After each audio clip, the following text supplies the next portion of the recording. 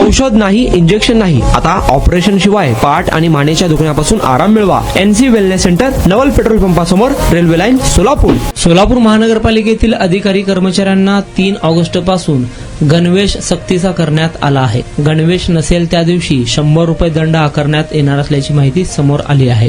गणवेशासंदर्भात महापालिका आयुक्त डॉक्टर सचिन ओंबासे यांनी कर्मचारी अधिकाऱ्यांना इशारा दिला आहे. महापौर विनायक कोंड्याल यांच्या निर्देशानुसार महापालिकेतील वर्ग ब ते ड मधील कायमस्वरूपी मानधन तसेच कंत्राटी अधिकारी कर्मचाऱ्यांसाठी ड्रेस कोड लागू करण्यात आला आहे.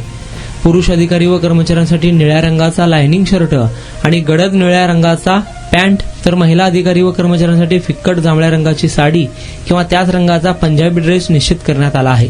आरोग्य विभाग, घनकचरा व्यवस्थापन विभाग, अग्निशामक दलातील कर्मचाऱ्यांसाठी यापूर्वीचा अधिकृत गणवेश कायम ठेवण्यात आला आहे.